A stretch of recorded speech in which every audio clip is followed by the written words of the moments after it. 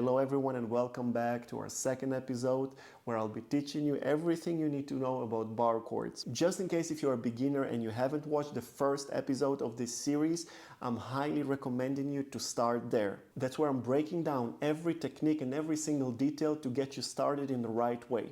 So the link to the first part of this series is right above me. Make sure to check it out. What we'll learn in this class is common bar chord shapes with the use of an extra finger next to your bar chord finger, so next to the index finger, meaning you'll be using two fingers at the same time. Also, I'll give you two great exercises to help you with strengthening your index finger, the bar chord finger, as well as independence and flexibility of the rest of the fingers. And the final part will be me teaching you a song which I composed specifically for this class with the use of 4 bar chords. So let's begin with part 1, where I want to teach you how to play 4 bar chords. Now, these 4 bar chords that I'm about to teach you are very important because you can find them in many ukulele songs. So let's dive into it. All right, the first shape is D major. So for this chord, you need to make a full bar chord on the 2nd fret and add a pinky to the 1st string, fret number 5. The second chord is a D major 7 chord. All you gotta do is change the note on your 1st string. Instead of the 5th fret, you gotta go to the 4th. Now let's move on to the D7 chord. All you gotta do is continue the descending note sequence on the 1st string. So I remain pressing on the 2nd fret, full bar chord on the 2nd fret, and I press on the 3rd string with my middle finger. And the final chord is B minor 7. We learned this chord in the previous episode. So first of all, let me give you a few tips on how to position your fingers correctly in order to get those shapes. So pay attention to the thumb, a thumbs up position, what I call an elevator thumb. That's how we press buttons on the elevator. Okay, it's a clips position right next to your index finger on the opposite side of the neck. And maintain a very relaxed position with the rest of your fingers. So the point is to keep them round and curved. And another thing is keep them as close as possible to the fretboard. So the further away you go from the fretboard, the more tension you create in your fingers and the less flexibility you'll have in your fingers to move from one shape to another. Let's move on to exercise 1. This exercise will help you memorize the chord shapes and get a better positioning in your fingers. So let's begin with our D chord. So all you gotta do is press, strum the chord and release the fingers and strum the open strings. So again, step 1, strumming the chord and releasing the chord. So as you can see, I'm releasing my fingers entirely. I'm opening the position that triggers my muscle memory to work. So I'm trying to remember how to get back to the shape. And as I mentioned before, we gotta do it in rhythm without stopping. So I'll give you an example. 3, 4, 1, 2, 3, 4. Closed position, open position. Now remember all the tips and tricks I gave you in episode 1 because that will help your bar chord to sound a lot better. Now we move on to the next chord, the D major 7, and we do the same thing, press and release. Let's do it together. 3, 4, press and release, and press and release.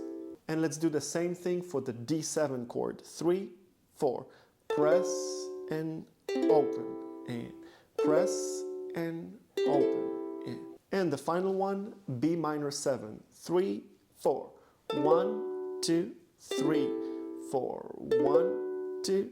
So here's a great tip to help you control your fingers better. So if I'm playing the B minor 7 chord, pay attention to the rest of the fingers. So the middle, ring and pinky.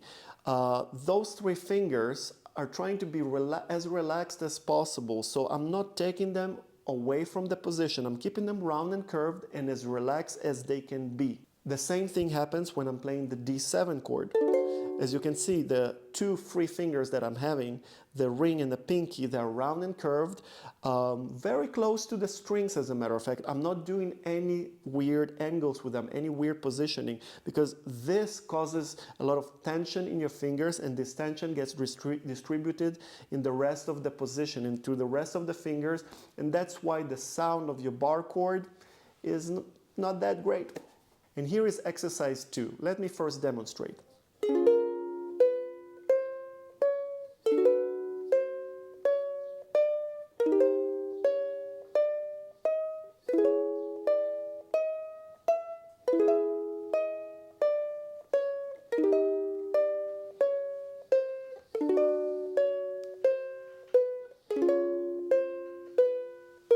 This one is definitely one of my favorite bar chord exercises, and I highly recommend you to practice it a couple of minutes every day to get the best results. So let's break it down. A full bar chord on the first fret, then the middle finger presses the second fret on the first string, and we plug that string individually. Then we move on to the third fret on the first string, and the final one is the fourth fret on the first string with our pinky. So it's a sequence of 4 fingers to 4 frets where our index finger is covering the first fret. Then it's time to shift this position 1 fret up. So you take your index finger and you shift it to the second fret, therefore the rest of the fingers shift along with it. And then let's follow the sequence. Strumming the bar chord, middle finger on the third fret, ring finger on the third fret, first string, and pinky on the fifth. Then we continue to the third fret and we do the same thing. Strumming the third fret, middle to the fourth, ring to the fifth, and pinky to the sixth. And the final one is the fourth fret.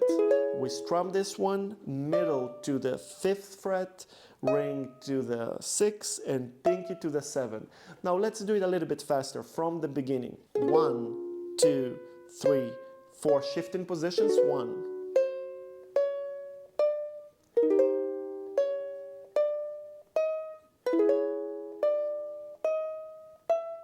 After reaching the 7th fret on the first string with your pinky, we go back, mirrored. So we plug the 7th fret, we go to the 6th fret, we go to the 5th fret, and we strum the 4th fret entirely. That's your bar chord finger. Then again, everything shifts down, 1 fret down, and we continue the sequence. 6, 5, 4, strumming the bar chord. Again, shifting back, 5, 4, 3, strum the 2nd fret. And the final one, 4, 3, 2, 1.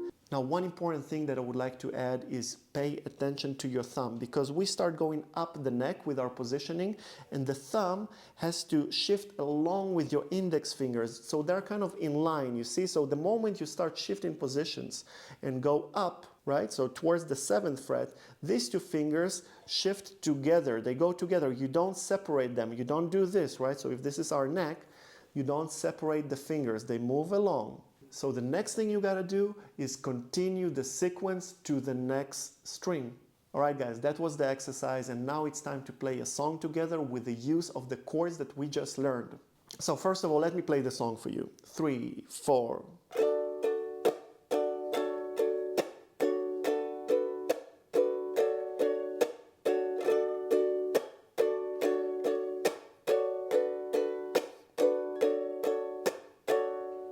So the chords that I just used are familiar to you. I'm using the D chord, a bar chord of a D on the 2nd fret, then moving to the D major 7 chord, and the 3rd chord is B minor 7. So I'm actually skipping the D7 chord in this song. So here's the sequence: D, D major 7, B minor 7, D major 7, and we start all over again from the D chord.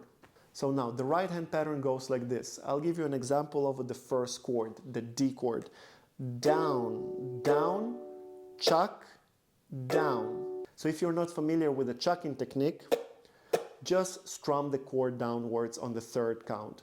Let's try to play it slowly together. 3 and 4 and 1 and 2 and 3 and 4 and 1 and 2 and 3 and 4 and...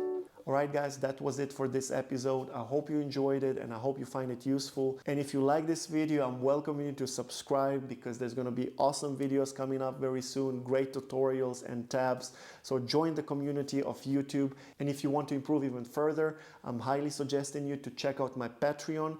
The link is in the description. That's where I'm giving live stream classes every week and releasing a lot of cool arrangements. Alright, thanks for watching, and I'll see you in the next episode.